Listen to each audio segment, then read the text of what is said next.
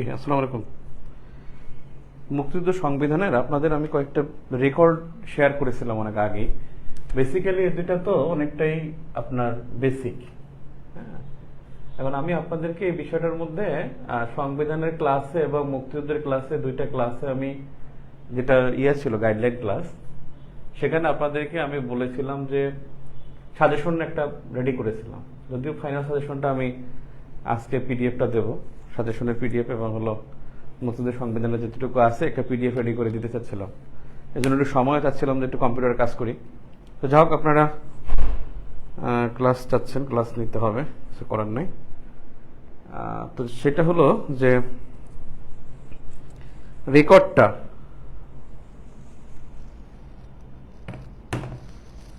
ক্লাসের ভিডিওটা everyone mention দিয়ে একজন কমেন্ট করছেন। আসলে এভরিওয়ান দেয়া যায় না, ক্লাস এই মানে ভিডিওটা এভরিওয়ান হয় না। হ্যাঁ, ভিডিওটা এভরিওয়ান হয় না, ওটার সমস্যা। ওটা এভরিওয়ান ভিডিওতে ওটা মেনশন হয় না। যাই হোক, এখন আপনার বিষয়টা হলো যে প্রথমত হলো যে আমি কিছু সাজেশন বা গাইডলাইনে আমি কিছু সাজেশনের কথা বলেছিলাম যে এগুলো এই বছর দরকার, 46তমতে দরকার। আপনাদের এমন কি হয়েছে যে এই রেকর্ড সবগুলো করা হয়ে গেছে, এবং এখান থেকে মিসিং যেগুলো, যে আমার গাইডলাইনে ছিল, মিসিং গুলো আপনাদের কাছে আছে কিনা, যে কারো কাছে নোট করা আছে কিনা যে এগুলো মিসিং। আমি এটা একটু জানতে চাচ্ছিলাম যে কার কাছে কোনটা মিসিং। আর বিষয় হলো, আপনাদের আমি একটা রাইটিং স্ট্র্যাটেজির একটা ভিডিও দিয়েছিলাম, রাইটিং স্ট্র্যাটেজি, যেটা গতবার 45তমতের জন্য ক্লাসটা নিয়েছিলাম, এবং ক্লাসটা খুবই আই থিঙ্ক ফ্রুটফুল। যারা ক্লাসটা করছে তারাও বলছে, এবং ডিসকাশনটা খুব পরীক্ষার জন্য খুব ইফেক্টিভ। যেহেতু সামনে পরীক্ষা, এই রাইটিং স্ট্র্যাটেজির এই ক্লাসটা আপনারা করে ফেলবেন। হ্যাঁ, রাইটিং স্ট্র্যাটেজি ক্লাসটা করে ফেলবেন। একটা বিষয় হলো যে আপনাদের কোর্স পরীক্ষার আগে সিলেবাসটা কেমনে কমপ্লিট করা লাগবে, এটা আমার খুব হেডেক বেশি, আপনাদের সাথে আমার হেডেকটা বেশি। এজন্য যেটা দরকার রেকর্ড দিয়ে যদি চলে সেটা রেকর্ড দিয়ে করা, প্লাস হলো যেটা লাইভ দিয়ে করা সেটা লাইভ দিয়ে করব। মানে এটা আমার স্ট্র্যাটেজিতে আগাইতে হবে। সেক্ষেত্রে যদি আপনি টাকার কথা বলে ফেলেন যে টাকা দিয়ে ভর্তি হয়েছে না, আপনি কি মূল্য দিতে পারবেন? 2000 টাকা দিয়ে কি আপনি আমাকে তো পুরো কিনে ফেলতে পারবেন না, এটা তো সম্ভব না। হ্যাঁ, আমি একটা ক্লাস নিয়েছি মুক্তিযুদ্ধের উপর, যে ক্লাস নিয়েছি, দেখুন তো এই ডিসকাশনটা কয়জন নিতে পারে। 50,000 টাকাতে ভর্তি হয়ে কি এরকম একটা ডিসকাশন সম্ভব কিনা, সবার কাছে সম্ভব কিনা। হয়তো অনেক কাছে যে আছে যে না করে সম্ভব। যাই হোক, এগুলো না বলে লাভ নেই। এখন আপনারা একটু প্লিজ কমেন্ট করবেন যে আপনাদের ভিডিওগুলো সবগুলো দেখছেন কিনা। আচ্ছা, ইন্ডিয়া একজন বলছেন যে দেখা হিসেবে যে ইন্ডিয়ার পরের পার্ট ছিল না, মানে বিদেশিদের ভূমিকা। হ্যাঁ, একজন আমি যেটা পেয়েছিলাম মুক্তিযুদ্ধ থেকে, একজন আমাকে পার্সোনালি জানিয়েছেন যে বৈষম্যটা পড়ানো হয় নাই। বৈষম্যর পিডিএফটা আমি রেডি করছি, পিডিএফটা দিয়ে আমি ডিসকাস করবো ইনশাল্লাহ। 2 নম্বরে একজন বলছেন যে মুক্তিযুদ্ধ থেকে আরেকটা বিষয় যে ইন্ডিয়ার পরের অংশ, মানে বিদেশিদের ভূমিকা ও জাতিসংঘের ভূমিকা, এটা ইউএনের ভূমিকাটা, এটাও দেয়া নাই, এটা আলোচনা করতে হবে, বিদেশিদের ভূমিকা। আর কোনো কিছু আছে কিনা? না, সালাম ভাই কালকে আসা লাগবে না। ওকে,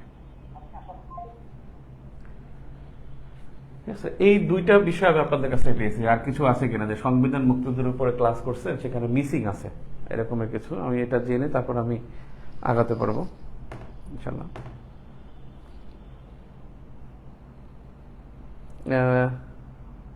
সব দেখা হয় নাই। আচ্ছা, বৈষম্যটা হয়, একজন বলছেন আমাকে পার্সোনালি, ভাই অনলাইন এক্সাম নিয়ে একটু ডিটেলস বলবেন, কবে টাকা পাঠাবে? আমি এটা তো বলছি, গ্রুপে পোস্ট দিছি, টাকা যে কোনো সময় পাঠাতে পারেন। টাকা পাঠালে আমরা খাতা পাঠাই দেবো।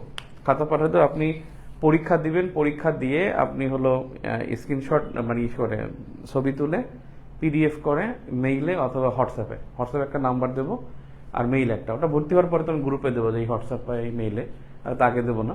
ওখানে আপনি এটা পোস্ট করে দিবেন। পোস্ট করে দিলে আমি কি করবো, ওখান থেকে হয়তো প্রিন্ট দেবো, নয়তো আমি ওইটার উপরই ওই পিডিএফ এর উপর একটা আছে, ট্যাবে লেখা যায়, ওখান থেকে লিখে মার্ক করে আমি আপনার পিডিএফটা ব্যাক করে দেবো। এইটা হলো বিষয়। যারা অনলাইন পরীক্ষা দিতে চান তাদের জন্য আর কি। অনেকে নক দিচ্ছেন যারা দিতে চাচ্ছেন সেটা। অসহযোগ আন্দোলনের উৎস কি দিব?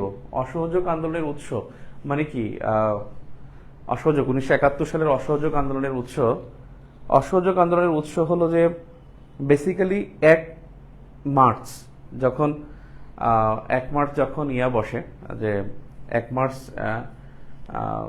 যারা আওয়ামী লীগ থেকে নির্বাচিত এমপি হোটেল পূর্বানীতে তারা বসেছিল, বঙ্গবন্ধু ব্রিফ করতেছিল 1 মার্চ 1971-এ। ওই ব্রিফ করার সময় তখনই তারা জানতে পারে যে হঠাৎ ইয়াহিয়া খান তিনি কি করছেন, মানে পার্লামেন্টের যেটা করছেন, পার্লামেন্টটা তিনি ডিজলভ করছেন, অর্থাৎ ডিজলভ না, মানে পার্লামেন্টের অধিবেশনটাকে ডিজলভ করছেন। তাই অধিবেশন যখন স্থগিত করে তখন তাৎক্ষণিকভাবে ওখান থেকে বঙ্গবন্ধু বলেন যে আগামীকাল 2 তারিখ ঢাকা শহরে হরতাল এবং 3 তারিখে সারা দেশে হরতাল। তখন 2 তারিখে যখন বেলা 2টায় তিনি বক্তব্য দিতে যান, তখন বেলা 2টার বক্তব্যে তিনি বলেন যে আজ থেকে অসহযোগ আন্দোলন শুরু হলো। এটা বেসিক্যালি অধিবেশন স্থগিত করার কারণেই অসহযোগ আন্দোলনটা শুরু হয়। মানে পাকিস্তানের যে অধিবেশনটা স্থগিত করার কারণে অসহযোগ আন্দোলনটা শুরু হয়। ওকে, নেক্সট কোনো কমেন্ট বা কোয়েশ্চেন?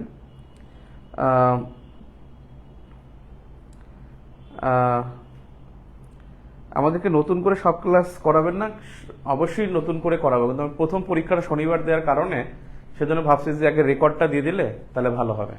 এই জন্য রেকর্ডগুলো করতে বসি। সবই আমি লাইভ নেব, কিন্তু মুক্তিযুদ্ধের সংবিধানের মধ্যে বেসিক যে জিনিসগুলো, এগুলো আসলে অতিরিক্ত আবার একটা সময় দেব, কারণ যেহেতু সময় কম, এর চাইতে ওইটা রেকর্ডটা দেখে ফেললে, আর এক্সট্রা যেগুলো রিসেন্টগুলো আমি অ্যাড করে দিলাম মুক্তিযুদ্ধ এবং সংবিধানের জন্য। সব তো একই আলোচনা। আপনারা বললে আমি নিতে পারবো সব, আমি গাদা খারণি কাটতে পারবো। শুক্রবার দিন সারাদিন দিলাম, সমস্যা নাই তো। শুক্রবার সারাদিন আমি লাইভ নিতে পারলাম, সমস্যা নেই। শুক্রবার তো আছে একদিন শুক্রবার আছে বন্ধ, কালকেও ইচ্ছা করলে আমি পারবো, কারণ কালকে আমার শান্তি বিনোদনের ছুটি, কালকে ইচ্ছা করলে পারবো, কোনো ব্যাপার না ইনশাল্লাহ। ক্লাস আমি নিতে পারবো। ক্লাস আমি এমনও হয়েছে যে রাতে 3টা পর্যন্ত ক্লাস নিচ্ছি। আগে যে আপনারা আগের ব্যাচে শুনছেন যে নাইম ভাই ঠিক টাইমে ক্লাস নেয় না, এই গল্পটা শুনছেন, কিন্তু জিজ্ঞেস করে দেখেন রাত 3টার ক্লাস হয়েছে। এরকম শুরু করছি 9টা, রাত 3টা পর্যন্ত 6 ঘন্টার ক্লাস হয়েছে টানা। এই গল্পগুলো তো অনেকে শুনেন না, এগুলো ক্যাডারদের কাছে শুনবেন। যারা ক্যাডার হয়েছে তারা রেসপেক্টও দিয়েছে, সুন্দর করে ক্লাসও করেছে। আর যারাই বেশি কথা বলছে তাদের ম্যাক্সিমামই দেখছে যে আসলে অসফল যারা, মানে ব্যক্তিগত জীবনে অসফল, তারা আমার উপরে দায় দেয়। আপনি দেখেন 45তম রিটেন গ্রুপে ঢুকে এখনো মিনিমাম আমি বলছিলাম 60টা ক্লাস, কমপক্ষে 90টা ক্লাস নিচ্ছে। দেখেন গিয়ে আমি 44তম রিটেন খুঁজে দেখেন, তাহলে আপনি কি মনে করেন এমনি 1500 স্টুডেন্ট ভর্তি হয়ে গেছে? একেবারে এত সোজা যে নাইমের এত দুর্নাম, সবাই দুর্নাম করে। অনলাইনে যারা পড়ায় সবাই দুর্নাম করে, অফলাইন যে কোচিং গুলো তারা দুর্নাম করে, এবং যারা ব্যর্থ স্টুডেন্ট তারাও, ব্যর্থ তো বেশি, তারাও দুর্নাম করে, তারপর কেন ভর্তি হয়? আনবিলিভেবল। আমি জানি না। পিডিএফটা দেবো, হ্যাঁ পিডিএফটা রেডি করতেছি, এতক্ষণে হয়ে যেত হয়তো। বা একজন বলছেন যে অসহযোগ আন্দোলন মানে কি? অসহযোগ আন্দোলন মানে কি? অসহযোগ আন্দোলন মানে কি? অসহযোগ আন্দোলন মানে হলো যে মানে এই গভর্নমেন্টকে বা এই বর্তমান যেটা আছে, বর্তমান রুলিংটাকে সহ্য করতে পারতেছে না, এটা রুলিং এর প্রতি বিরক্তি, বর্তমান রুলিং এর উপরে বিরক্তি। যে কোনো রুলিং পার্টি হতে পারে, রুলিং সরকার হতে পারে। ওকে, নেক্সট। সব যদি শেষ না হয় তাহলে আপনারা কাজ করবেন। সংবিধান ক্লাস আছে 6টা, কোনগুলো করবো রেকর্ডেড গুলোর মধ্যে 1 2 3 করে 2বার আছে। আচ্ছা, ওইটাই আমি বলছিলাম যে আমার ওই গাইডলাইনটা থেকে মিসিং করবেন। আমার আসলে নিজেরই দেখা উচিত ছিল কোনগুলো মিসিং। আচ্ছা, মুক্তিযুদ্ধে বিদেশিদের ভূমিকা, ইউএনের ভূমিকা। বিদেশিদের ভূমিকার মধ্যে একেবারে আমি এটা সলিড কথা বলছিলাম আপনাদেরকে। যদি কারো কাছে মানে প্রিডির বেসিক ভিউটা থাকে, প্রিডির বেসিক বলতে বিদেশিদের ভূমিকা যেটা, এটা পড়লে এনাফ। এখানে সব ইনফরমেশন দেওয়া আছে, একেবারে সব ইনফরমেশন ছোট্ট করে দেওয়া আছে, ছোট করে। আমি ওটা বেসিক্যালি বলছিলাম। আমি ইন্ডিয়ার পরে যেটা আছে, ধরেন আমি ইউএস এর কথা বলি। মুক্তিযুদ্ধে ইউএস এর ভূমিকা, মুক্তিযুদ্ধে ইউএস এর ভূমিকা। নাম্বার 1 হলো ইউএনএ 2বার, ইউএনএ অর্থাৎ জাতিসংঘে 2বার যুদ্ধবিরতির প্রস্তাব। তাহলে জাতিসংঘে 2বার যুদ্ধবিরতির প্রস্তাব করে। এই প্রস্তাবটা করছে, একটা হলো 4 ডিসেম্বর 1971, আর একটা হলো 13 ডিসেম্বর 1971। এই 2বার করেছে, যুদ্ধবিরতির প্রস্তাব দিয়েছে। এবং ওই সময় যিনি কূটনীতিক ছিলেন, এবং এই কূটনীতিক ছিলেন হলেন জর্জ বুশ। আমরা যে জর্জ বুশ পরবর্তীতে প্রেসিডেন্ট হয়েছে, জর্জ ডব্লিউ বুশ না, কিন্তু জর্জ বুশ। একটা গল্প শুনছেন না যে জর্জ ডব্লিউ বুশটা বলতে ওয়াকার বুশ, ওয়ার্কার। আমাদের ইসে বলছিল যে ওয়ার্কার বুশ, আসলে ওয়ার্কার না, উনি ছিলেন ওয়াকার বুশ। আর জর্জ বুশ বেসিক্যালি, যিনি ইউএস প্রেসিডেন্ট জর্জ ওয়াকার বুশের প্রেসিডেন্ট ছিলেন। তাহলে যুক্তরাজ্যের ভূমিকা হলো যে যুদ্ধবিরতি প্রস্তাব দিয়েছে 2 বার। নাম্বার টু হলো সপ্তম নৌবহর প্রেরণ। সপ্তম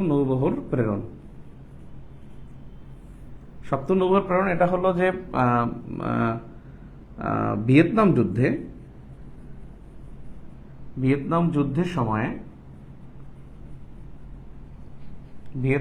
যুদ্ধের সময়ে দক্ষিণ চীন সাগরে সপ্তম নৌবহর ছিল, সপ্তম নৌবহর অবস্থান করেছিল।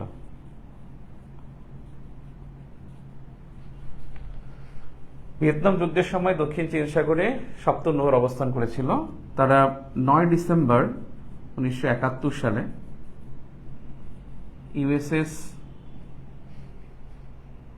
ইউএসএস দরকার নেই, 9 ডিসেম্বর 1971 রওনা দিয়ে 14 ডিসেম্বর 1971 বঙ্গোপসাগর ত্যাগ করে। আপনারা ভারতের ভূমিকার মধ্যে কিন্তু পড়েছিলেন যে ওনাদের যে আইএনএস হরিহন্ত, যেই নৌবহরটা, এটা যখন এরকমের ছিল, এটা বাংলাদেশ, এটা ইন্ডিয়া, এটা হলো থাইল্যান্ডের জলসীমা, এখান থেকে ভারতের যে নৌবহর তার একটা প্রাচীর নির্মাণ করেছিল। তখন এই জায়গাটায়, এখানে সুমাত্রা এবং মালয় উপদ্বীপের মাঝখানে এই জায়গাটা ছিল হলো মালাক্কা প্রণালী। তারা এখানে ঢুকতে না পেরে আবার ব্যাক করেছে সুন্দর প্রণালী দিয়ে আবার ব্যাক করে। তো এই সপ্তম নৌবহর প্রেরণ করেছে, এটা ইউএস এর ভূমিকার মধ্যে একটা গুরুত্বপূর্ণ ইস্যু।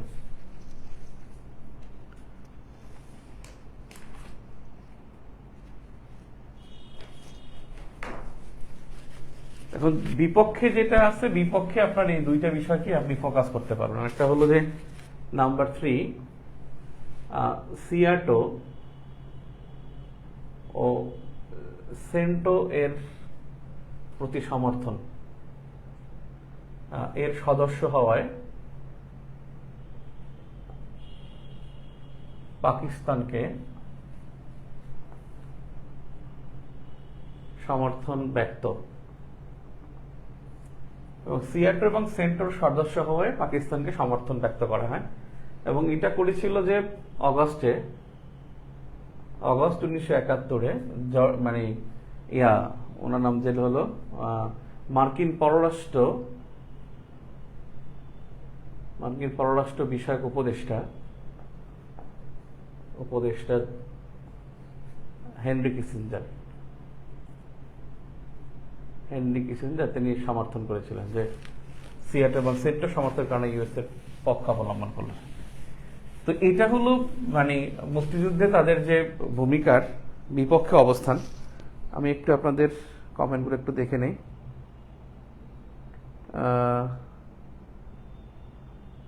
সিকোয়েন্সের মিল পাচ্ছেন না, আছে ভাই 20 মার্কের জন্য কিভাবে লিখতে হবে এই প্রশ্নগুলোর উত্তর। 20 মার্কের জন্য 24 মিনিট সময় নেবেন এবং ডিটেল লিখতে হবে। আপনি ভাই কলম থামবে না ভাই, কি কতটুকু লিখতে হবে আপনি ইউ নেভার নো, ওই সময় কিন্তু কলম থামবে না ইনশাল্লাহ। এরা নিয়ে চিন্তা করেন না যে কতটুকু লাগবে। বাঙালি জাতি বাংলাদেশের অভ্যুদয় সম্পর্কে বলেন। এই প্রশ্নের উত্তরে পয়েন্ট থেকে শুরু করব কিভাবে। বাঙালি জাতি ও বাঙালি অভ্যুদয় সম্পর্কে লিখেন। এটা কিন্তু একেবারে ওই যে ঐতেরও আরণ্যকের যে বই আছে, যেটা বঙ্গ থেকে সং থেকে বং যে উৎপত্তি, সেখান থেকেই আসলে বাঙালি জাতির উদ্ভব হয়। একেবারে ওখান থেকে এসে আমি লিখে দিচ্ছি। আমি এটার বিপক্ষেটা আসি। ইউএসএ যে এটা তো হলো মানে মুক্তিযুদ্ধের বিপক্ষে। এখন পক্ষে কি পক্ষে অনেক আছে। যেমন যদি আমাদের মুক্তিযুদ্ধের পক্ষে যুক্তরাষ্ট্রের ভূমিকা, যেটা বিশেষ করে ওই ভূমিকাটা কিন্তু মানে সরকারি না, বেসরকারি ভূমিকা। যেমন 1 নম্বরে হলো আপনার যে জর্জ মানে ইসের September on Jessore road, September on Jessore road, Jessore road, Jessore বানানটা দেখে নিন, Jessore road, September on Jessore road, JESSORE, Jessore road আর কি। এটা ওই সময়ের কবিতার আর কি। সেপ্টেম্বর যশোর কবিতাটা জানেন, এটা মার্কিন কবি যে অ্যালেন গিন্সবার্গ, এই অ্যালেন গিন্সবার্গ কিন্তু সেটা বলছেন। এটা আপনি জানেন যে অ্যালেন গিন্সবার্গ সেপ্টেম্বর যশোর কবিতা লিখছেন মুক্তিযুদ্ধের প্রেক্ষাপটে। নাম্বার 2 যেটা লিখতে হয় সেটা হলো যে concert for Bangladesh, concert for Bangladesh, এটা হচ্ছে যে 1 আগস্ট। আমি একটা কথা বলছি যে এখানে আপনি ওই স্ট্র্যাটেজি, রাইটিং স্ট্র্যাটেজির মধ্যে আপনি পাবেন, যখন আপনি আন্ডারলাইন করবেন, কোলন দিবেন, তখন সামনে লিখবেন না, এখান থেকে লিখবেন। মানে কোলন এবং আন্ডারলাইনটা মানে হলো আপনি এটা ফোকাস করবেন। আর অনেকে করেন কি, এখানে কোলন দিচ্ছেন, আন্ডারলাইন দিচ্ছেন, অনেকে এখান থেকে লেখেন, কেউ লেখেন এখান থেকে, কেউ লেখেন এখান থেকে। আলটিমেটলি এগুলো একটাও না, লিখবেন এখান থেকে, একটা অক্ষর হোক তাও এখান থেকে লিখবেন। আরেকটা বিষয় যে আপনি দেখবেন অনেকেই কি করেন আপনারা, যে এখানে লিখছেন হবে আর কাগজ শেষ, না লিখছেন আবার এখানে, এইটা কিন্তু হবে না, এটা কিন্তু লাইন না। হবে না মানে এখানে একটা অক্ষর না মানে এখানে আসবে, এগুলো ইনফর্মাল লেখা, কিন্তু পরীক্ষার খাতায় ওখানে না লিখবেন না। যদি একটা অক্ষর হয়, একটা দাড়িও দিতে হয়, যদি দিতে না পারেন তাহলে এখানে দিবেন, এটা ডান পাশে হবে না, নিচে হবে না। তাহলে কনসার্ট ফর বাংলাদেশ যেটা হলো 1 আগস্ট, 1 আগস্ট 1971 মেডিসন স্কোয়ারে হয়। এটা পিডির তথ্যগুলো লিখবেন, মেডিসন স্কোয়ারে হয়। তারপর হলো কেনেডি বটগাছ বা কেনেডি, এডওয়ার্ড কেনেডির বাংলাদেশ সফর। নাম্বার 3, এডওয়ার্ড কেনেডির বাংলাদেশ সফর। তাহলে এডওয়ার্ড কেনেডি বাংলাদেশ সফর উনি কিন্তু করছেন, উনিও অগাস্ট মাসে বাংলাদেশে আসেন। অগাস্ট মাসে বাংলাদেশে এসে ঢাবির কলা ভবনের সামনে বটগাছ লাগান, কলা ভবনের সামনে বটগাছ লাগান। মানে এই যে মানে বটগাছটা যে রোপণ করেছেন, এটা রোপণ বললে ভালো হয়, বটগাছ রোপণ করেন। বিশেষ করে এই যে কথাটা বলছেন তিনি, মানে রোপণ যে করছেন, কেন রোপণ করার পিছনে কারণটা কি ছিল? কারণটা ছিল যে এই বটগাছ রোপণ করার পিছনে যে কারণটা ছিল, সে কারণটা ছিল যে যখন 1971 সালের 2 মার্চ যখন পতাকাটা উত্তোলন করেন, এই বটগাছের এখানে পতাকা উত্তোলন করেন। এই পতাকা উত্তোলন করার পরে এই বটগাছটা কিন্তু কেটে ফেলে, বটগাছ কেটে ফেলে, এবং এই কেটে ফেলার কারণেই এখানে একটা নতুন বটগাছ রোপণ করেন এই এডওয়ার্ড কেনেডি। তাহলে এডওয়ার্ড কেনেডি বাংলাদেশ সফর, যিনি মুক্তিযুদ্ধে বাংলাদেশের পক্ষে অবস্থান নিয়েছিলেন। তারপরে হলো যে the cruel birth of Bangladesh বই লিখছে যেটা, এবং ব্লাড টেলিগ্রামের কথা বলতে পারেন। Blood Telegram number 4, blood Telegram. Blood Telegram হলো, ব্লাড ছিল আর্চার কেন্ট ব্লাড। এই আর্চার কেন্ট ব্লাড তিনি ছিলেন হলো পূর্ব পাকিস্তানের কনসুলেট। আসলে কনসুলেট কি, এটা কিন্তু পরীক্ষা আসে। কনসুলেট এবং অ্যাম্বাসেডর বা হাই কমিশনের মধ্যে পার্থক্য কি? মানে মনে রাখবেন, দূতাবাস বা হাই কমিশনার এইটা সবসময় হয় ক্যাপিটাল সিটিতে হয় দূতাবাস বা high commissioner. Out of capital city, এই আউট অফ ক্যাপিটাল সিটিতে যেটা থাকবে সেটাকে বলা হবে consulate. Out of capital city যেটা থাকবে সেটা কনসুলেট। এখন পাকিস্তানের তৎকালীন রাজধানী ছিল করাচি, ঠিক আছে, করাচিতে ছিল দূতাবাস, আর ঢাকায় যেটা থাকবে সেটা হবে কনসুলেট। এবং এই কনসুলেট অফিসের ব্লাড ছিলেন কনসুলেট জেনারেল, মানে পাকিস্তানের কনসুলেট জেনারেল। এই আর্চার কেন্ট ব্লাড তিনি ঢাকার আক্রমণ সম্পর্কে বা এই আক্রমণ সম্পর্কে তিনি টেলিগ্রাম করেন।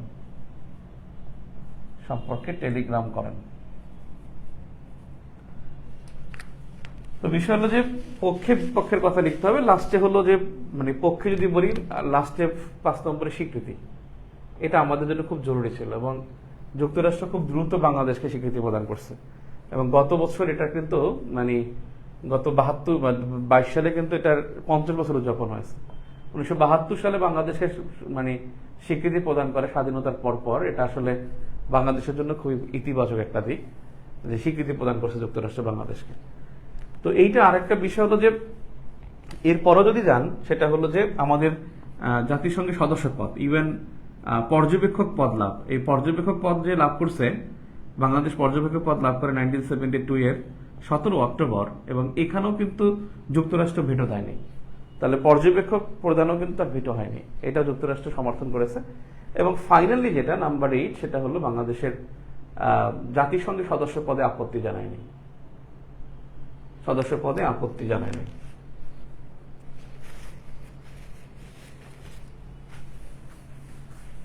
এখানে বাঙালি জাতির আর কোনো কোশ্চেন আছে কিনা এই জাতীয়? আপনি একজন বলছেন বিশিষ্ট নিয়ে টিকা আসলে কি হবে, কতটুকু লিখবে? একবার 7 জন বিশিষ্ট নাম। টিকা আসলে টিকা আসবে না মনে হয়, কারণ টিকা নিয়ে বেশ আলোচনা হয়েছে, এটা নিয়ে ওই লেখালেখি হয়েছে যে কি টিকায় মার্কস হয় না, মার্কস পাওয়া যায় না, তো এই জন্য কিন্তু সংক্ষিপ্ত আলোচনা আসছে। গতবারও কিন্তু সংক্ষিপ্ত আলোচনা দিয়েছে, এর আগের বারও মনে হয় টিকা শব্দটা লেখে নাই, সংক্ষিপ্ত আলোচনা দিয়েছে। টিকা আসলে অবশ্যই 7 জন বিশিষ্টের নাম গদবাদভাবে লিখে যাবেন। শরণার্থী ট্যাক্সের ব্যাপারে একটু সংক্ষেপে বলেন যে proclamation of independence 17 April or 26 March. 26 March হলো ডিক্লারেশন, বঙ্গবন্ধু ডিক্লার্ড, এটা মনে রাখলেই হবে, বঙ্গবন্ধু ডিক্লার্ড। তাহলে মানে 26শে মার্চ যেটা হয়েছে ডিক্লারেশন অফ ইন্ডিপেন্ডেন্স, আর 17 এপ্রিল যেটা হয়েছে proclamation of independence. Proclamation of independence সরকারি, আর দাপ্তর মানে আনুষ্ঠানিক হলো আপনার ডিক্লারেশন, আর প্রোক্লেমেশন হলো সরকারি। এই দুইটাই পার্থক্য। আর আরেকটা বিষয় হলো যে উত্থাপন কি করছে সেটা যদি আলাদা করে আসে। অবশ্য আরেকটা লাইন অ্যাড করতে পারেন যে এটা বঙ্গবন্ধু যেটা করছেন এটা আনুষ্ঠানিক একটা ঘোষণা ছিল, আর এই ঘোষণার পরেই আসলে মুক্তিযুদ্ধ শুরু হয়। আর প্রোক্লেমেশন ইন্ডিপেন্ডেন্সের পরেই যে এটার পরপর আসলে যুক্তরাষ্ট্রের মুক্তিযুদ্ধকে একটি গাঠনিক বা সরকারি দাপ্তরিক একটা রূপ দেওয়া হয়। মুক্তিযুদ্ধকে দাপ্তরিক রূপ হলো প্রোক্লেমেশন অফ ইন্ডিপেন্ডেন্সের পরে। আরেকটা প্রশ্ন ছিল ওনার যে শরণার্থী ট্যাক্সের ব্যাপারে একটু বলেন। শরণার্থী ট্যাক্স ছিল যে তাদের মাথাপিছু 1 টাকা করে কর ছিল, মানে ভারতীয় যে নাগরিক ছিল তাদের প্রতি মাথাপিছু 1 টাকা করে কর ছিল, 1 টাকা ছিল তাদের শরণার্থী কর, এবং যে কয়জন মানুষ ছিল সেই কয়জনের উপরে ট্যাক্স 1 টাকা করে ছিল, এবং তারা ওই রিফিউজি ট্যাক্স এটা বাংলাদেশ ফান্ডে জমা করেছে, বাংলাদেশ ফান্ডে জমা করেছিল রিফিউজি ট্যাক্স। এরপর হচ্ছে যে অ্যাজ এ কান্ট্রি আমাদের এগেনস্টে ছিল ভাই, as a country so individual support গুলা কি কাজে দিছিল? হ্যাঁ, ইন্ডিভিজুয়াল অবশ্যই কাজে দিয়েছিল। মানে আপনার একটা বিষয় হলো কি, দেখেন আজকে যুদ্ধে কিন্তু আপনি কখনো শক্তি প্রয়োগ করলে জিতে যাবেন এমন না, যুদ্ধ কিন্তু একটা সেন্সিটিভ বিষয়, এখানে কিন্তু আপনার ইমোশনের খেলা, এখানে কিন্তু আপনাকে কিন্তু ইমোশন দিয়ে জয় করতে হবে, আপনার যে ইমেজটাও তৈরি করতে হবে। এখন বিষয় হলো যে মুক্তিযুদ্ধের সময় কিন্তু Pakistan was the second biggest military powerful country in the world. Then এই অবস্থা ছিল পাকিস্তান, যে তাদের মিলিটারি খুবই পাওয়ারফুল ছিল, ইন্ডিয়ার থেকে অনেক অনেক আগানো ছিল। এখন হয়তো বা ইন্ডিয়া নাম্বার 4 মিলিটারি র্যাঙ্কিং এ 4 and 5, আর পাকিস্তান 7 and 8, তখন কিন্তু পাকিস্তান অনেক আগে ছিল। তার মানে তারপরেও বাংলাদেশ কেন জয়লাভ করেছে? বিকজ হলো এটা একটা ইমোশনের জায়গা ছিল, এবং বাংলাদেশ খুব ডাইহার্ট ছিল। আর একটা বিষয় হলো যে পাকিস্তান কিছু অন্যায় করেছিল। আপনি যুদ্ধ করবেন, সম্মুখ যুদ্ধ হবে, আপনি ফাইটারের সাথে ফাইট করবেন, কিন্তু আপনি যদি গিয়ে নির্বিচারে একজন মানুষ হত্যা করেন, নারীদেরকে ধর্ষণ করেন, শিশুদেরকে হত্যা করেন, এটা কিন্তু কখনোই কি না, এই যুদ্ধ কিন্তু আপনার জয় না, এটা কিন্তু জয় না। যুদ্ধটা হয় যে এমন যে সেখানে ফাইটার থাকবে, সেখান থেকে একদল সারেন্ডার করবে, সেটা। এখন আপনি গাজা যুদ্ধে ইসরায়েলিদের মানে মুসলমানদের হত্যা করতেই গেছেন, এরপরে কিন্তু আপনি যুদ্ধে জয়লাভ করছেন কিন্তু বলতে পারেন না, একটা বিষয়। আর একটা বিষয় হলো যুদ্ধের কিছু স্ট্র্যাটেজি আছে, সেটা কিন্তু কখনো করা যাবে না। ইরান কিন্তু একবারও বলে না যে তাদেরকে ইসরায়েল বা অন্যকে হত্যা করেছে, ইরানি প্রেসিডেন্টকে, এটা কখনোই বলবে না, হত্যা করলেও বলবে না। কারণ এটা হলো কি, আমি যখন বলবো আপনাদের ইন্টারন্যাশনাল অ্যাফেয়ার্স এটা দেখাবো, আমি যখন আমি স্বীকার করব যে আসলে আমি কি করছি, আমাকে হত্যা করতে পারছে, দেন এটা কিন্তু আসলে কি মানে এটা আপনার সাকসেস না। তাহলে আপনি কি আপনার আপনার মিলিটারি পাওয়ারে আপনি কিন্তু দুর্বল, এটা হবে। ভাইবা ক্লাসে আমি মানে যেটা আজকে পড়াবো সেটা হলো যে ইরান যদি ইসরায়েল হত্যাও করে, ইরান কখনো বলবে না যে আমাদের হত্যা করেছে। তাহলে ইসরায়েলের পাওয়ারটা কি হবে? পাওয়ারটা শো হবে যে ইসরায়েল পাওয়ারফুল। একবার কি হয়েছে জানেন? 2016 সালে 30 সেপ্টেম্বরের দিকে ভারতের সেনা ছাউনি উরি সেনা ছাউনিতে, সেখানে পাকিস্তান অ্যাটাক করছে। অ্যাটাক করার পরে ভারত আক্রমণ করেছে। ভারত বলছে যে আমরা 14 জনকে হত্যা করেছি, কিন্তু পাকিস্তানের একজনও বলে নাই যে আমরা হত্যা শিকার হয়েছে। তারা সবাই বলে যে না, আমাদের কিছু হয়নি। একবার চায়নার এবং ইন্ডিয়ার মধ্যে হলো, দোকলামে সংকট হলো, দোকলাম না সরি, ওর নাম হলো গালান উপত্যকা, 2021 বা 20-তে করোনার সময়। তখন মানে ওই সীমান্তে অস্ত্র ব্যবহার করা যায় না। হাতাহাতি করার পর 33 জন ভারতীয় সেনাকে নাকি ওখান থেকে গালান উপত্যকা থেকে 3000 ফুট উঁচু ওখান থেকে ফালাই দিয়েছে নিচে। কিন্তু এইটা ভারত স্বীকার করে না যে আমাদেরকে মারছে, মানে কখনোই স্বীকার করবে না। আমি কোন জায়গা থেকে আসলাম, যুদ্ধ কিন্তু একটা ইমোশনের বিষয়, এবং যুদ্ধে এমন একটা বসে যে যখন সে যদি সারেন্ডার করে দেন ইউ আর সাকসেসফুল। হ্যাঁ, তো সেটা হলো যে বিষয় যে রাশিয়া ইউক্রেনকে এত মারতেছে, এরপরও রাশিয়া বলতে পারে না যে আমরা সাকসেসফুল, আমরা যুদ্ধে জয়লাভ করেছি। তারা স্বীকার করতে পারে না, স্বীকার করার কোনো অবকাশ নেই, কারণ সে ইন্টারভেনশন করছে, সে অবৈধভাবে হস্তক্ষেপ করেছে। হ্যাঁ, সে এখানে হস্তক্ষেপ করে সে ভূমি দখল করেছে। এটা কখনোই রাশিয়া চাইলেই সে বলতে পারবে না যে আমরা জয়লাভ করেছি। আমি জানি কোথায় ছিলাম, একটা গুরুত্বপূর্ণ পয়েন্টে ছিলাম।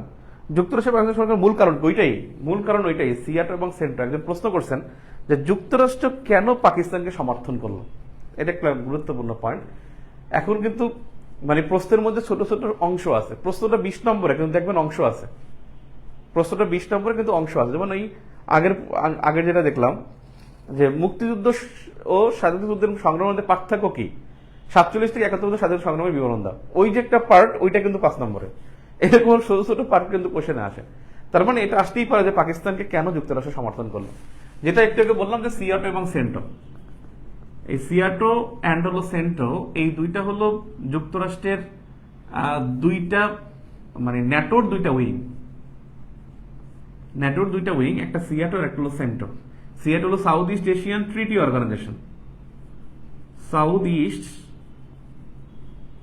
এশিয়ান ট্রিটি অর্গানাইজেশন, আর একটা হলো সেন্ট্রাল ট্রিটি অর্গানাইজেশন, এবং এটা হলো 1954, এটা হলো 1959, এবং এই দুইটারই সদস্য কিন্তু পাকিস্তান। আপনারা 11 দফা পড়ছেন না? 11 দফার মধ্যে কি আছে? 11 দফার মধ্যে কিন্তু একটা দফা আছে যে সেন্টো এবং সিয়াটো ত্যাগ করতে হবে। এইটা কিন্তু 1969, এবং এই 11 দফার মধ্যে একটা দফা আছে যে পাকিস্তানকে সেন্টো এবং সিয়াটো ত্যাগ করতে হবে, কারণ সেন্টো সিয়াটো হলো ন্যাটোর উইং, এবং এই দুইটা সদস্য হওয়ার কারণে, পাকিস্তান এই দুইটা সদস্য থাকার কারণে যুক্তরাষ্ট্র মানে সহজাতভাবেই পাকিস্তানকে সমর্থন করেছে, এবং সিয়াটো এবং সেন্টোর পক্ষ হিসেবে তাকে সমর্থন করে না। সংক্ষিপ্ত প্রশ্নের উত্তর আপনি এখানে পয়েন্ট দিতে পারবেন। একটা বিষয় আপনি মনে রাখবেন, আপনি ওই রাইটিং স্ট্র্যাটেজির কোশ্চেনটা মানে ক্লাসটা একটু প্লিজ মনোযোগ দিয়ে করবেন এবং নোট করবেন। একটা বিষয় হলো যে আপনি সংক্ষিপ্ত প্রশ্নে কিন্তু অবজেক্টিভ স্টাইলে লিখে নাম্বারটা বাড়বে। অবজেক্টিভ স্টাইলে কি নাম্বারিং করা অবজেক্টিভ বললো কি, যেমন আপনি যখন আলোচনা করবেন যে এইটাই মানে 5 নম্বরের কোশ্চেনে 5টা পয়েন্ট দিচ্ছেন, তাহলে ধরেই নেবে যে আপনি এক্সাক্ট লিখছেন।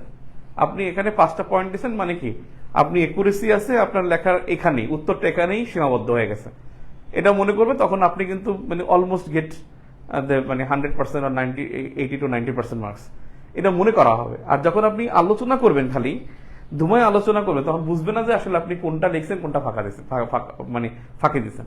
তখন তার কিন্তু আসলে সময় নেই। বেসিক্যালি যে খাতা দেখে তার কিন্তু কিছু নিজের স্ট্র্যাটেজি থাকে, সে দ্রুত খাতা দিতে চায় এবং খুব দ্রুত সে এক্সাক্ট পয়েন্টটা বের করতে চায়। এরপরে হলো 7 মাসের ভাষণের মূল বিষয়টা কি বললে কি 4 দফার কথা বলবো শুধু না? আচ্ছা, এইটা আমি একটু যাই। উনি বলছেন যে আমার কাছে 2-3টা প্রশ্ন অ্যারাইজ হয়েছে। একটা হলো যে বাঙালি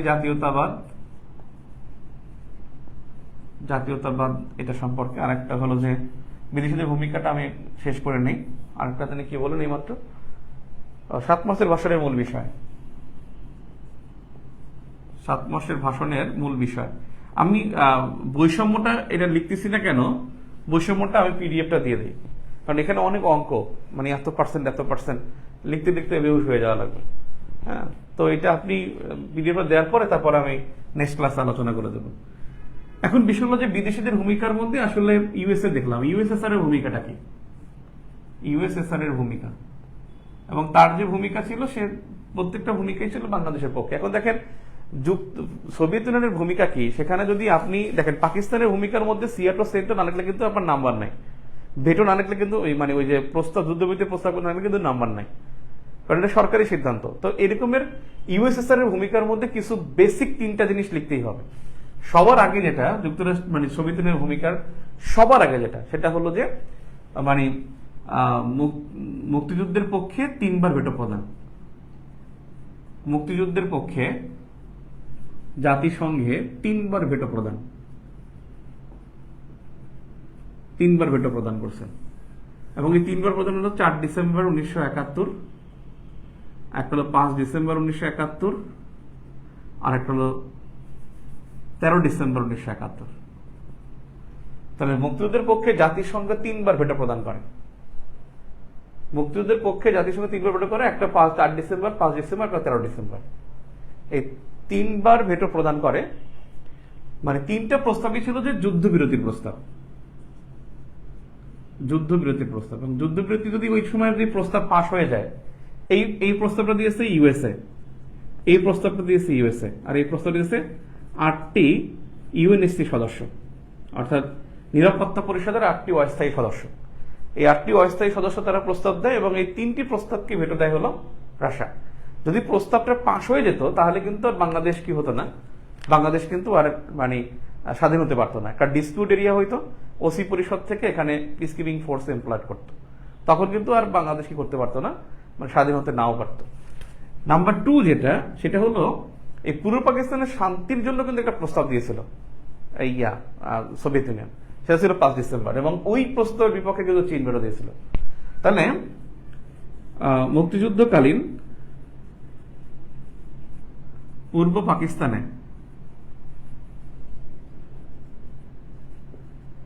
পাকিস্তানে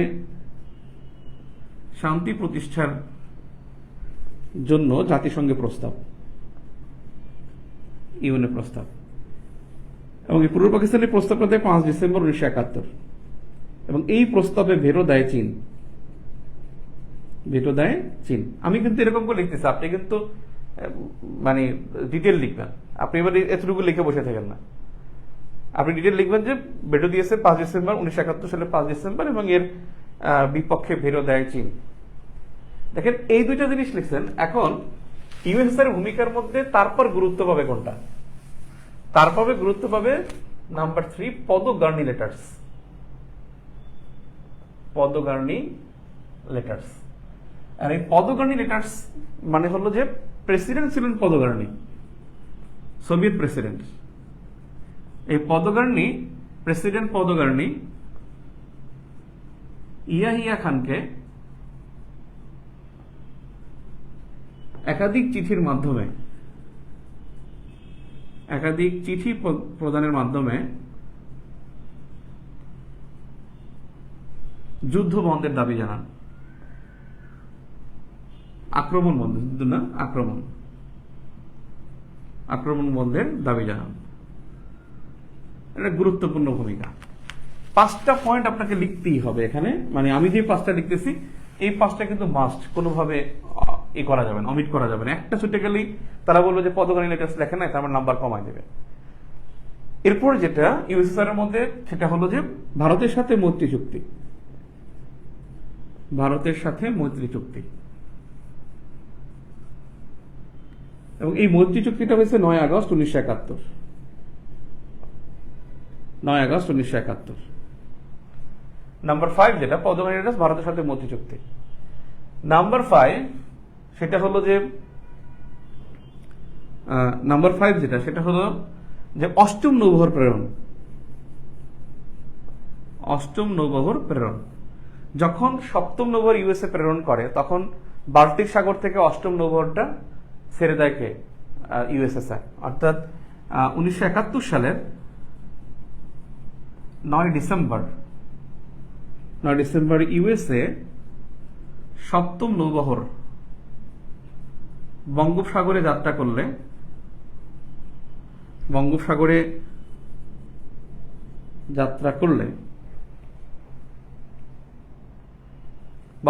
যাত্রা করলে ইউএসএসআর বা সোভিয়েত ইউনিয়ন বাল্টিক সাগর থেকে অষ্টম নৌবহরে যাত্রা করে এবং এটা কিন্তু আমাদের মুক্তিযুদ্ধের জন্য একটা বড় একটা মানে টার্নিং পয়েন্ট ছিল। এই 5টা পয়েন্ট লেখার পরে এরপরে আপনি সোভিয়েত ইউনিয়ন সম্পর্কে বা যে কোনো ভূমিকা লেখেন। এরপরে ইউএসএর ভূমিকার পরে চীনের ভূমিকা। চীন আমাদের মুক্তিযুদ্ধের বিপক্ষে ছিল, সরাসরি বিপক্ষে ছিল।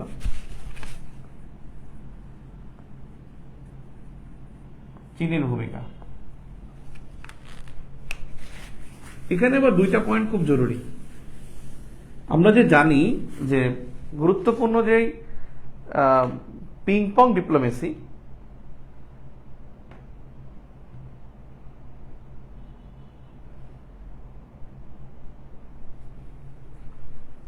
শান্তি আলোচনা প্রস্তাব 5 ডিসেম্বর। জি, চীনের যে ভূমিকা, চীনের ভূমিকার মধ্যে এখানে 2টা বিষয় কিন্তু গুরুত্বপূর্ণ। একটা হলো যে ইউএসএসআর এর শান্তি প্রস্তাবের বিপক্ষে ভেটোদান, এটা 5 ডিসেম্বর 1971। এখন বিষয় হচ্ছে যে বঙ্গবন্ধু কিন্তু 1974 সালে যখন জাতিসংঘে ভাষণ দেয়, এই কথাগুলো তোমার ভাইবা লাগবে। যখন জাতিসংঘে ভাষণ দেয় তখন কিন্তু বঙ্গবন্ধুর এই ভাষণের সময় তখন একটা কথা বলেছিল যে যেই মানে আমি 1952 সালে চীনে গিয়েছিলাম এবং চীনে যে আমি ইয়েটা পেয়েছিলাম,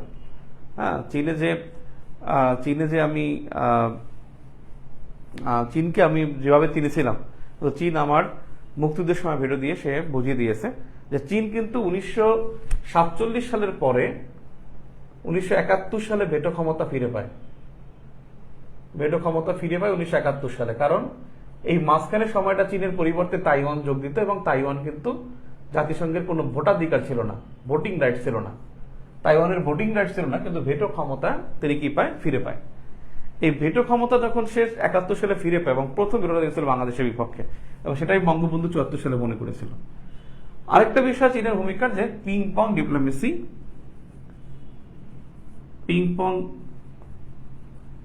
ডিপ্লোমেসি চালু করে।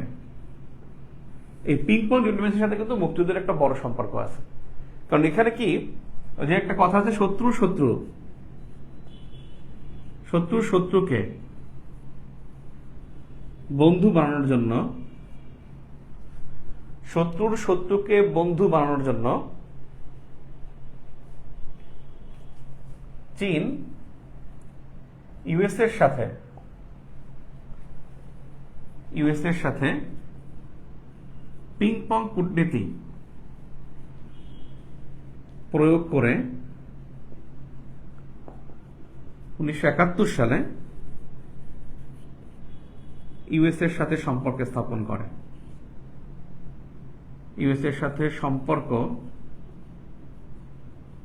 স্থাপন করে।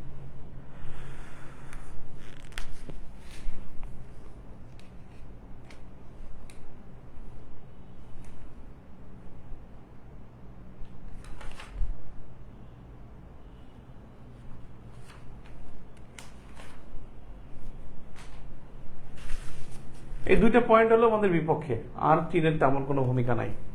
এবং চীন কিন্তু আরেকটা কাজ করছে, আমাদের যে মুক্তিযুদ্ধের যে পর আমাদের সর্বশেষ স্বীকৃতিদানকারী দেশ কিন্তু চীন। চীন কিন্তু অনেক সময় নিয়েছে। আরেকটা বিষয় হলো যে 1972 সালে সদস্যপদের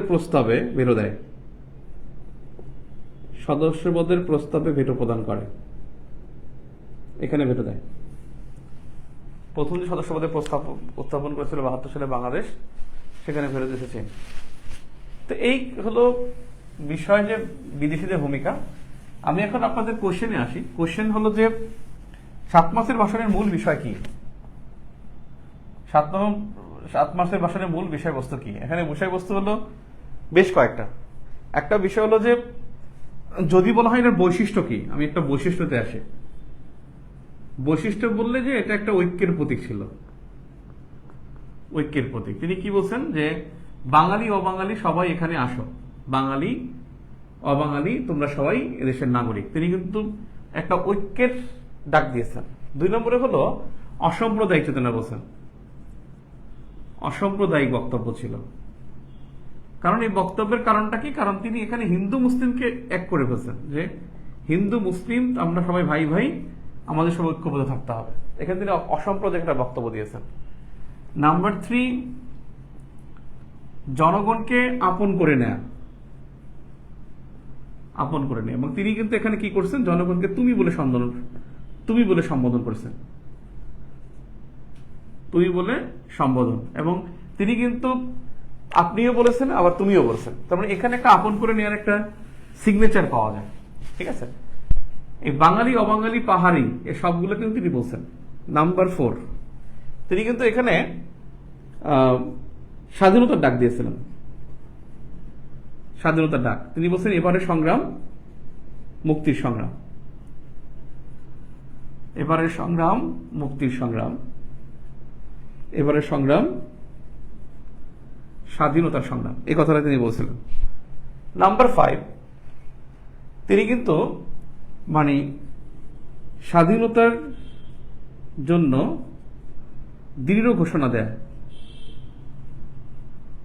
দৃঢ় ঘোষণা প্রদান। এবং তিনি কিন্তু বলছেন রক্ত যখন দিয়েছি আরো রক্ত দেব, রক্ত যখন দিয়েছি আরো রক্ত দেব, এদেশের মানুষকে মুক্ত করে ছাড়বো ইনশাল্লাহ, আরো রক্ত দেব, এদেশের মানুষকে মুক্ত করে ছাড়বো ইনশাল্লাহ,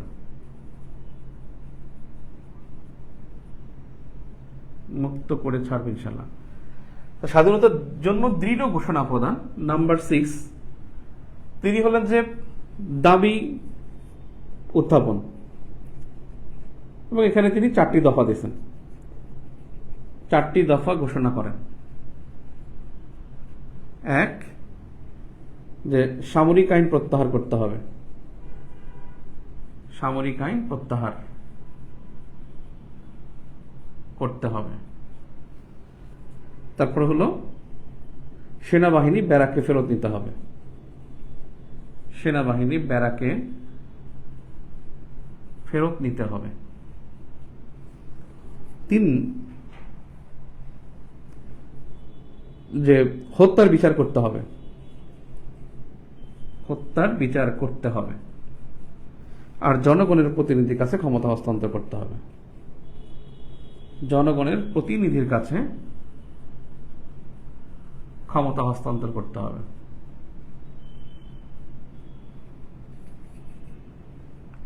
জনগণের প্রতিনিধির কাছে ক্ষমতা হস্তান্তর করতে হবে। নাম্বার 7,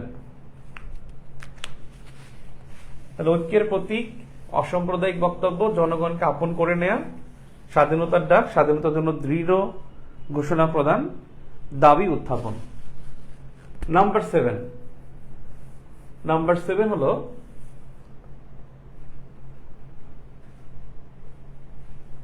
কি যেন মনে করছিলাম, আবার আসি, জনসাধারণের কাছে প্রতিনিধির কাছে ক্ষমতা হস্তান্তর করতে হবে। আচ্ছা, ইতিহাস দেখছেন এখানে আসছি আর মনে পড়ছে, মানে আপনি কিন্তু কোনো কিছু ভুলে গেলে আগের জায়গায় চলে যাবেন, তাহলে মনে পড়বে। এটা একটা কিন্তু একবারে রিয়েল সায়েন্স। এরপর চীন পাকিস্তান বাহিনীকে গেরিলা প্রশিক্ষণ দেয় কি? চীন পাকিস্তান বাহিনী গেলে, হ্যাঁ রাইট, সামরিক সহায়তা করে। 71-এ ইউএস পাকিস্তানকে সিয়াটো সেন্টো চুক্তির জন্য সাহায্য করেছিল। এই চুক্তি দুটির বিষয় বলবেন? ও আল্লাহ, এত পিলির পড়া। সিয়াটো এবং CENTO south east Asian treaty organization, যেখানে 8টা দেশ সদস্য ছিল সিয়াটোতে। আর সেন্টো হলো সেন্ট্রাল ট্রিটি অর্গানাইজেশন, যেখানে 4টা দেশ সদস্য ছিল, 4টা মুসলিম দেশ, ইরাক, ইরান, তুরস্ক, পাকিস্তান। পরে ইরাক ইরান চলে যায়। ইরান এখান থেকে চলে গেলে তখন এখানে ইরানের পরিবর্তে আসে দুঃখিত, ইরাক চলে যায়। ইরাক চলে গেলে এখানে আসা হলো ব্রিটেন।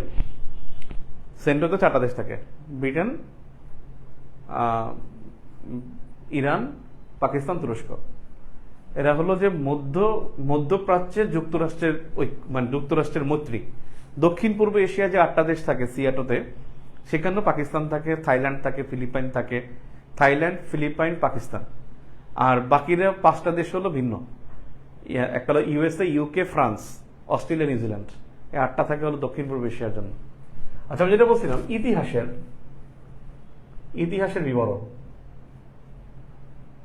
এবং তিনি 23 বছর ইতিহাস বিবরণ দিচ্ছেন। 23 বছর ইতিহাস, করুণ ইতিহাস, করুণ ইতিহাস, এই কথা তিনি বলেন, এই উক্তি করেন, এবং 23 বছরের একটা পরিস্থিতি তিনি কিন্তু উপস্থাপন করেছেন। নাম্বার 8 বললে আপনি বলতে পারবেন যে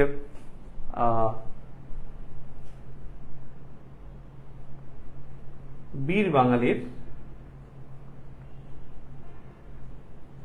অস্ত্রধারী হওয়ার ঘোষণা। তিনি বলছেন যে তোমাদের হাতে যা আছে, যার যা কিছু আছে, তাই নিয়ে শত্রু মোকাবেলা করতে হবে।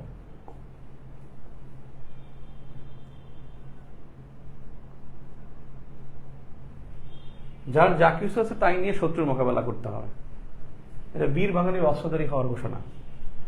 দ্যাট মিনস এই বিষয়গুলো কিন্তু হলো আপনার বৈশিষ্ট্য। এখন হলো যে মানে 7 মার্চের ভাষণের মূল বিষয়বস্তু কি? 7 মার্চের ভাষণের মূল বিষয়বস্তু স্বাধীনতার প্রস্তুতি। স্বাধীনতার প্রস্তুতি, এই কথাটা হলো সবার আগে, প্রস্তুতিটা হলো সবার আগে। এরপরে আপনাদের কমেন্ট কিন্তু নিউক্লিয়াস কি,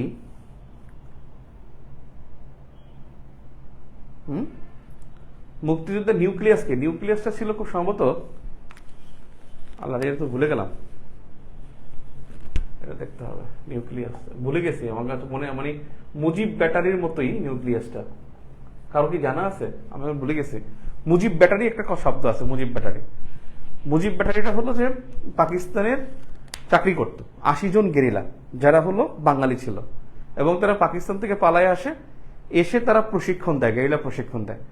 প্রশিক্ষণ যাদেরকে দেয় তাদেরকে মুজিব ব্যাটারি হিসেবে প্রেরণ করে, যে আমি তোমাকে 10টা মুজিব ব্যাটারি দিলাম, মানে 10 জন গেরিলা দিলাম।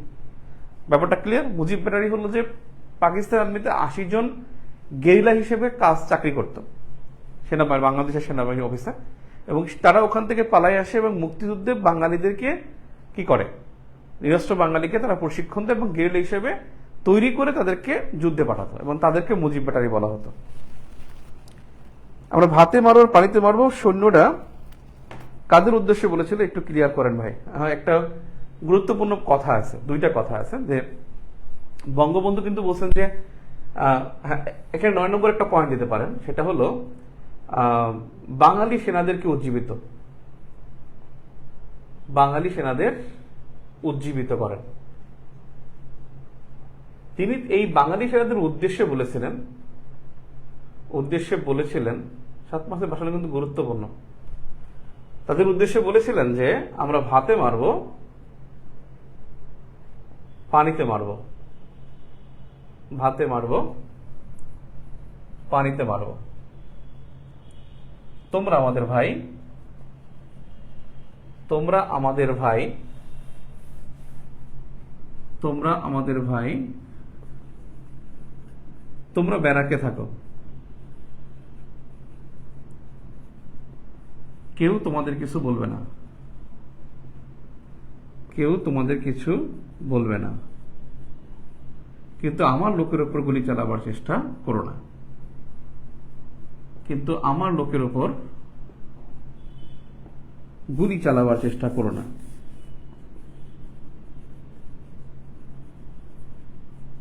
গুলি চালাবার চেষ্টা করো না।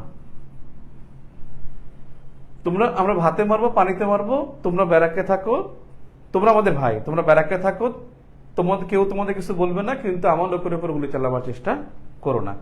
7 কোটি বাঙালিকে দাবায় রাখতে পারবে না, 7 কোটি বাঙালিকে দাবায়া রাখতে পারবে না। 7 কোটি বাঙালিকে দাবায় রাখতে পারবে না। এই বিষয়টা হলো যে এরপরই উজ্জীবিত কিভাবে করলো, এরপরই 19 মার্চ প্রথম বিদ্রোহ করে বাঙালি সেনারা। এখানে বলছে যে মানে ব্যাপারটা এরকম যে তোমাদের ভাতে মারো পানিতে মারো কেন বললো, বুঝছো যে ভাই তোমরা তো আমাদের বাঙালি, তোমরা তো আমাদেরই লোক, আমাদের এই ভাত খাও, আমাদের এই পানি খাও, তাহলে তোমরা ব্যারাকে থাকো, তোমাদের কিছু করতে হবে না, তোমাদের কেউ কিছু বলবেও না, কিন্তু আমার লোকের উপর গুলো চালাবার চেষ্টা করো না। 7 কোটি বাঙালিকে দাবায় রাখতে পারবো না। এখানে ভাষাগুলো কিন্তু ওই বঙ্গবন্ধু যেভাবে বলছেন ওই ভাষায় ব্যবহার করাটা উত্তম। আপনারা দুইটা বিষয় দেখে যাবেন, খুব কাজে লাগবে। 7 মার্চের ভাষণটা পারলে একবার শুনবেন, একবার ভালো করে শুনবেন। আমি কিন্তু আজকে আপনাদের ক্লাসের আগে আমি যখন পিডিএফ এর নোট করে দিয়েছি তখন আমি একটা কাজ করছিলাম, জানেন একটা কাজটা করছে যে সাদ্দাম হোসেন কিন্তু একটা বক্তব্য দিয়েছিল মানে শেখ হাসিনার সামনে শোক দিবসের সময়, যে বক্তব্যের পরে সে সভাপতি হয়। সাদ্দামের বক্তব্যটা আমি পুরোটা শুনছি, পুরোটা না, লাস্টের দিকে টানছি, মানে প্রথম মনে হয় 10-11 মিনিট শুনছি, লাস্টের আবার 4-5 মিনিট শুনছি, মনে হয় 16-17 মিনিট ছিল। তা আমি কিছু মানে অনেক অংশে শুনছি। তো বিষয় হচ্ছে এখানে কিছু ইতিহাস আছে। উনি কিন্তু বলছেন যে সাংবাদিক ওবায়দুল হক বলছিল যে আমাদের 6 দফাকে বলেছিল কি যে অ্যাডভান্স বার্থ সার্টিফিকেট। আমি এই শব্দটাও খুঁজতেছিলাম। আর একটা হচ্ছে তোমার কেমন করে শুনি গুনি কি জানি, তুমি কেমন গুনি আমি কেমন করে শুনি, একটা কথা আছে না, ওই কথাটা আমি শিখতে চাইছিলাম, যে রবীন্দ্রনাথের উক্তিটাও আমি একটু লাগতে পারে আমার। তো বিষয় হচ্ছে কি আপনি 7 মার্চের ভাষণটা কিন্তু একবার শুনবেন। আর একটা বিষয় করবেন, সেটা হলো বঙ্গবন্ধু কিন্তু আরো যদি সুযোগ হয় তাহলে 72 সালে যে 10 জানুয়ারি যে বক্তব্য সার্চ দিলেই পাবেন, ওই বক্তব্যটা একবার দেখবেন। আরেকটা যদি শিখতে চান সেটা হলো যে 74 সালে বঙ্গবন্ধু জাতিসংঘে যে ভাষণ দিছে, এই ভাষণটা একবার রিডিং করবেন। 74 সালে এটা গ্রুপে খুঁজলেই পাবেন, মানে গুগলে খুঁজলেই পাবেন। এই 3টা ভাষণ আপনি পারলে একবার দেখেন, খুব কাজে লাগবে, আপনি লিখতে পারবেন। আপনার লেখার মধ্যে এখান থেকে ব্যাপক একটা ইমপ্লিকেশন বা একটা যেটা প্রভাব থাকবে লেখার মধ্যে, ঠিক আছে।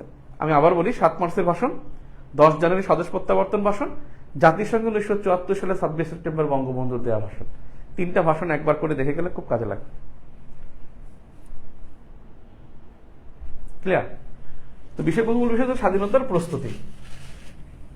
এখন যে বাঙালি জাতীয়তাবাদের উৎস কোন জায়গা থেকে, যেহেতু এখানে কি মানে জাতীয়তাবাদের আন্দোলন বলছে না নাকি, খুব সম্ভবত আন্দোলন শব্দটা আছে, যেহেতু আন্দোলনের কথা বলবে সেহেতু কিন্তু আপনাকে মানে বঙ্গভঙ্গ থেকে শুরু করতে হবে। বঙ্গভঙ্গ, এখান থেকে বাঙালি জাতীয়তাবাদের উৎস দিয়ে শুরু করতে হবে। অনেকেই কি করে ভাষা আন্দোলন থেকে শুরু করবে, ভাষা আন্দোলন না, এটা বঙ্গভঙ্গ থেকে শুরু করতে হবে। বঙ্গভঙ্গ বাঙালির ঐতিহ্যের যেটা প্রতীক, সেটাই হলো বঙ্গভঙ্গ। বঙ্গভঙ্গের পরে যেটা লিখতে হবে সেটা হলো যে অখণ্ড বাংলার প্রস্তাব। অখণ্ড বাংলার প্রস্তাব, যেটা 1946 সালে দেওয়া হয়েছিল, মানে বসু সোহরাওয়ার্দী প্রস্তাব, 46 বসু সোহরাওয়ার্দী প্রস্তাব। এখানেও কিন্তু তারাও কিন্তু মানে বাঙালি কালচার বা বাঙালি জাতীয়তাবাদের পক্ষে তারা কথা বলেছিল। এরপরে হলো যে এই একটা বিষয়। তারপরে হলো আপনার ভাষা আন্দোলন, মানে আওয়ামী মুসলিম লীগ প্রতিষ্ঠা। এটাও কিন্তু মানে এটাও কিন্তু আপনার বাঙালি জাতীয়তাবাদের একটা বিষয়। যেখানে আওয়ামী মুসলিম লীগ গঠন করা হয়েছে, সেখানে কিন্তু বাঙালিদের জন্যই করা হয়েছিল। বেসিক্যালি বঙ্গবন্ধু যে ছাত্রলীগ প্রতিষ্ঠা করেছিল, মুসলিম ছাত্রলীগটা লিখলে আরো ভালো হয়, মুসলিম ছাত্রলীগ। এই মুসলিম ছাত্রলীগ কিন্তু বাঙালির মুসলিম ছাত্রলীগ প্রতিষ্ঠা। এর কারণ বঙ্গবন্ধু কিন্তু মুসলিম লীগের ছিলেন, এবং তিনি মুসলিম লীগ থাকার পরে 48 সালে কিন্তু তিনি কি করেন, 1948 সালে 4 জানুয়ারি মুসলিম লীগের তিনি সদস্য ছিলেন। সেখান থেকে যখন মুসলিম লীগ এই ভাষা আন্দোলনের বিপক্ষে ছিল, তখন বাংলার পক্ষেই কিন্তু তারা মুসলিম ছাত্রলীগ প্রতিষ্ঠা করেছিল, বাংলার পক্ষে বা বাঙালির পক্ষে। এরপরে আওয়ামী মুসলিম লীগ প্রতিষ্ঠা হয়, এরপরে 1949 সালে আওয়ামী মুসলিম প্রতিষ্ঠা হয়। এরপরে যদি বলেন বাঙালি জাতীয়তাবাদ, সেটা হলো ভাষা আন্দোলন। তখন ভাষা আন্দোলনের ক্ষেত্রে কয়েকটা বিষয় এখানে উত্থাপন করবেন। তমুদ্দুন মজলিসের কথা উত্তোলন করবেন, রাষ্ট্রভাষা সংগ্রাম পরিষদের কথা বলবেন। তাহলে ভাষা আন্দোলনের বিষয়। এরপরে বাঙালি জাতীয়তার উৎস একটা হলো যুক্তফ্রন্ট নির্বাচন। যুক্তফ্রন্ট নির্বাচনে কিন্তু প্রধান 21 দফা, যায় 21 দফার প্রথম দফা কি ছিল? যে রাষ্ট্রভাষা বাংলা চাই। তাহলে 21 দফার প্রথম দফা, 21 দফার প্রথম দফা। আমি বললাম যারা আমার ক্লাস করতেছেন, আমি একটা চ্যালেঞ্জ আমি আপনাকে দিয়ে রাখি ইনশাল্লাহ, যিনি ক্লাসগুলো করতেছেন এবং ক্লাস খালি শুনতেছেন, হয়তো টুকটাক লিখতেছেন না, ক্লাস যে করতেছেন সে কিন্তু দেখবেন শনিবার পরীক্ষাটা ভালো দিবেন। আমি চ্যালেঞ্জ, শনিবার পরীক্ষা দেবেন, তার অ্যামেজিং পরীক্ষা হবে, কলম থামবে না, দেখবেন এবং সুন্দর করে লিখতে মানে একটা দেখেন, আপনি কালচারটা দেখেন যে ক্লাস করবে এবং নোট করবে, ক্লাসটা সুন্দর করে। আমি বললাম এখন এই মুহূর্তে দুজনের মধ্যে পার্থক্য, যিনি এই মুহূর্তে সামনে সুন্দর করে আমাকে দেখতেছেন আর লিখতেছেন কানে হেডফোন দিয়ে অথবা মোবাইলটা লাউড দিয়ে সুন্দর করে কাগজ কলমে লিখতেছেন, আপনি অ্যাডভান্স হয়ে গেছেন। আর যিনি খালি দেখতেছেন কোন রকম দেখে চলে যাচ্ছেন, তিনি কিন্তু অ্যাডভান্স না। এবং ক্যাডার কিন্তু যিনি বসে বসে লিখতেছেন ইনশাল্লাহ, তার জন্য আমার দোয়া, আমার সেদিন ক্যাডার হয়, ঠিক আছে। আর যিনি শর্টফট করতেছেন, একটু দেখতেছেন, পরে দেখে নেবেন, রেকর্ড করে নেবেন, অন্য বই পড়ি, সমস্যা নাই, ভাষা আন্দোলন কোন ব্যাপার না, তার কিন্তু বিপদ হতে পারে, বলা যায় না, তার বিপদ হওয়ার আশঙ্কা আছে। তো বিষয় হলো যে যুক্তফ্রন্ট নির্বাচনে 21 দফার প্রথম দফা কিন্তু কি রাষ্ট্রভাষা বাংলা চাই। তাহলে রাষ্ট্রভাষা বাংলা চাই, এটা কিন্তু অবশ্যই কি বাঙালি জাতীয়তাবাদের মানে পক্ষে বলতে হবে। এরপরে 6 দফা, 6 দফার মধ্যেই আছে কি এই বাংলা প্রদেশে এখানে কি থাকবে, প্রাদেশিক স্বায়ত্তশাসন থাকবে। 6 দফা থাকবে। তারপরে হলো 6 দফার পরে যেটা, সেটা হলো মানে 70 নির্বাচন। কারণ 70 নির্বাচনের এই নির্বাচনের ইশতেহারের প্রথম দফাই ছিল কি, ইশতেহার ছিল কিন্তু 6 দফা। 70 নির্বাচনের ইশতেহার হলো 6 দফা। ব্যাপারটা ক্লিয়ার? তার মানে বাঙালি জাতীয়তাবাদের উদ্ভব এটা দেখলেন। এরপরে কি আমি আপনাদের কাছে রিকোয়েস্ট করি ভাই, কোনো কিছু না বুঝলে সংবিধানের ব্যাপারে এবং মুক্তিযুদ্ধের ব্যাপারে আমাকে ইনবক্স করবেন, ওই কমেন্ট একটা পোস্ট দেবো, পোস্টে কমেন্ট করবেন। 6 দফা প্রণয়নে কে সাহায্য করেছিল? সোহরাওয়ার্দীর ভাষা নিয়ে দ্বন্দ্ব কেন হয়েছিল? এগুলো আসলে রিটেনের পড়া না, সোহরাওয়ার্দী ভাষা নিয়ে দ্বন্দ্ব, এগুলো পরীক্ষা আসবে না। আমি দেখি আপনাদের আর কোনো মন্তব্য। 47 থেকে 71টাই বেশি আসে। ভাষা নিয়ে আওয়ামী লীগ ছেড়ে ন্যাপ গ্রহণ করলো কেন? এটা ভালো প্রশ্ন, কারণ কেন ন্যাপ হয়েছিল, প্রশ্ন আসতে পারে যে হয় ন্যাপ কেন হয়েছিল, এটা প্রশ্নটা আসতে পারে।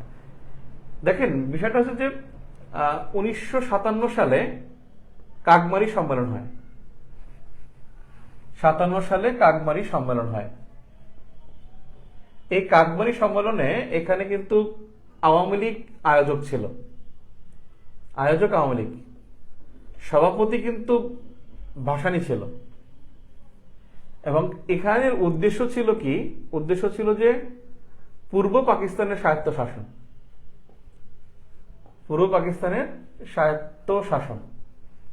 আপনি দেখবেন বঙ্গবন্ধু কিন্তু এই যে সাদ্দাম হোসেনের বক্তব্যটা দেখেন, ওখানে কিন্তু রেফারেন্স দিয়ে বলছে যে বঙ্গবন্ধু কিন্তু পূর্ব পাকিস্তানের স্বায়ত্তশাসন মানে পূর্ব পাকিস্তান চান নাই। বঙ্গবন্ধু বলেছেন যে বাংলা, তিনি কখনোই বলেন না পূর্ব পাকিস্তান করতে হবে, তিনি কিন্তু সবসময় বাংলা নিয়ে কথা বলতেন। 23 বছরের ইতিহাস বাংলার করুণ ইতিহাস, তিনি কিন্তু বাংলার কথাটা বলতেন। এই পূর্ব পাকিস্তানের স্বায়ত্তশাসন এটা বঙ্গবন্ধু চান নাই, বঙ্গবন্ধু চেয়েছিলেন যে প্রাদেশিক স্বায়ত্তশাসন, প্রাদেশিক স্বায়ত্তশাসন অর্থাৎ প্রত্যেকটা প্রদেশ স্বায়ত্তশাসিত থাকবে, যেটাকে ফেডারেল গভর্নমেন্ট বলে। বঙ্গবন্ধু চেয়েছিলেন যে ফেডারেল গভর্নমেন্ট, আর তিনি বলেছেন যে পূর্ব পাকিস্তানের স্বায়ত্তশাসন মানে এমন একটা স্বায়ত্তশাসিত এলাকা যেটা আরেকটা টেরিটরি থাকবে। বঙ্গবন্ধু বলছেন যে না, আমরা পাকিস্তানি থাকবো। এখানে একটা কারণ আছে, কারণটা কি? কারণটা হলো যে যদি পূর্ব পাকিস্তান যদি একটা প্রদেশ হয়, পূর্ব পাকিস্তান যদি পাকিস্তানের একটি প্রদেশ হয়, সেটা সবচেয়ে বেশি বেরার হবে। যদি প্রদেশ না হয়ে যদি পূর্ব পাকিস্তানটা কি হয়, প্রাদেশিক স্বায়ত্তশাসিত এলাকা হয়, তাহলে একটা সমস্যা আছে। বঙ্গবন্ধুর ইয়া ছিল কিন্তু প্রাদেশিক স্বায়ত্তশাসন, কিন্তু পূর্ব পাকিস্তান শুধু প্রাদেশিক স্বায়ত্তশাসন না, প্রত্যেকটা প্রদেশে প্রাদেশিক স্বায়ত্তশাসন চেয়েছে। আর ভাসানী চেয়েছিলেন শুধু পূর্ব পাকিস্তানের স্বায়ত্তশাসন।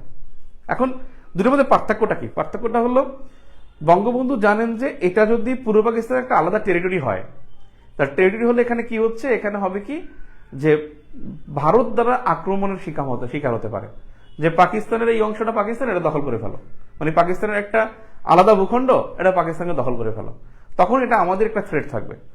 আর এই যদি বঙ্গবন্ধু বলছে যে আমরা পাকিস্তানের সাথেই আছি, কিন্তু আমাদের কিছু কিছু দাবি মানতে হবে, এই প্রাদেশিক স্বায়ত্তশাসন দিতে হবে, প্যারামিলিটারি ফোর্স থাকবে, এর মুদ্রা থাকবে, এগুলো কথা বলছে। কিন্তু যদি এক থাকে তাহলে এখানে কিন্তু সম্ভব হবে না। যদি প্রদেশগুলো আলাদাভাবে না থাকে তাহলে কিন্তু এখানে বিপদ হওয়ার আশঙ্কা আছে। এখন এই প্রস্তাবটা কিন্তু ভাসানী যাদেরকে দাওয়াত করছেন, ফজলুল হক তিনি মানেন নাই, তারপরে আবুল মনসুর তিনি মানেন নাই, বঙ্গবন্ধু মানেন নাই, সোহরাওয়ার্দী মানেন নাই। তিনি কি করছেন, রাগ করে ঢাকায় এসে তিনি কি করছেন, রাগ করে এই সিরাজগঞ্জ থেকে, এই যে কাকবাড়ি সম্মেলন হয়েছে তৎকালীন সিরাজগঞ্জ বর্তমান টাঙ্গাইল, এই টাঙ্গাইল হয়েছে, তিনি রাগ করে ঢাকায় চলে এসে প্রতিষ্ঠা করেন ন্যাশনাল আওয়ামী পার্টি 57 সালে। তখন বঙ্গবন্ধু কিন্তু 57 সালে কিন্তু তিনি চাকরি করতেন, একটা যে চা বোর্ডে চাকরি করতেন, সেখান থেকে চাকরি ছেড়ে দিয়ে তিনি কিন্তু ভারপ্রাপ্ত সভাপতির দায়িত্ব নিয়েছেন। আওয়ামী লীগের সভাপতি ছিল কিন্তু তখন ভাসানী, এই 57 সালে আওয়ামী লীগের কিন্তু সভাপতি ছিলেন, এবং সেখান থেকে কিন্তু আওয়ামী লীগ থেকে পদত্যাগ করে তিনি গিয়ে ন্যাশনাল আওয়ামী পার্টি প্রতিষ্ঠা করেন।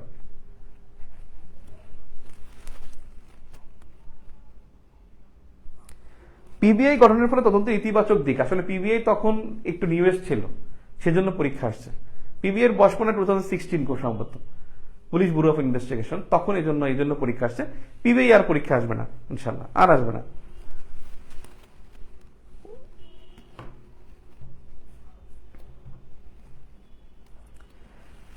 ভাইয়া এই কারণেই আমরা বলি ক্লাস বেশি নেবার কথা। কোন কারণে আল্লাহ জানে। 1969 গণ অভ্যুত্থান ভাই আশা,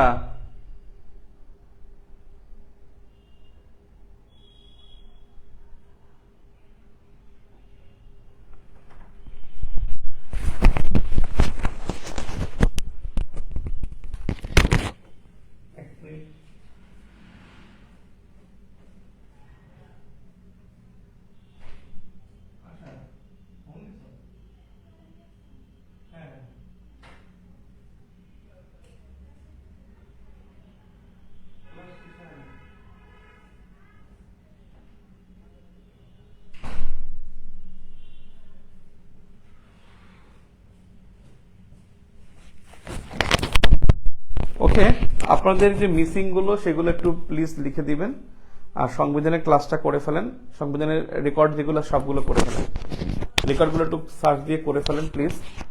আর মিসিং যেগুলো একটু আমাকে লিখে দিয়ে, আর আমি তো দেখবই, আমিও মিসিং দেখে আপনাদেরকে দেখবো, মানে ক্লাসটার পরবর্তী ক্লাসে আলোচনা করব। আর হলো যে আগামীকালকে যদি ক্লাস নিতে পারি আমি জানাবো ইনশাল্লাহ, কিন্তু বৃহস্পতিবার ক্লাস হবে, সরি শুক্রবার ইনশাল্লাহ সকালে ক্লাস হবে। শুক্রবার ইনশাল্লাহ বিকালে, রাতের ক্লাস তো আছেই, রাতে 9:30, সকালে একটা এক্সট্রা ক্লাস নেবো শুক্রবার দিন ইনশাল্লাহ।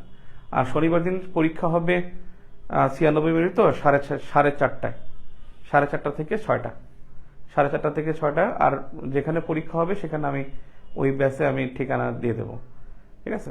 আর আমি একটা কমেন্ট পোস্ট করে দিচ্ছি, সেখানে আপনাদের মিসিং কমেন্টগুলো করে দিবেন ইনশাল্লাহ। কালকে যদি ক্লাস নিতে পারি আমি জানাবো, আর না হলে শুক্রবার ক্লাস হবে। শুক্রবার 9:30 হবেই, আগে হওয়ার সম্ভাবনা আছে একটা লং ক্লাস ইনশাল্লাহ, ঠিক আছে। Thank you. আর আপনারা মানে মানসিকভাবে হেল্প করবেন, হ্যাঁ, না তো মানে একটু ঝামেলা হয়ে যায়। ঠিক আছে, থ্যাংক ইউ।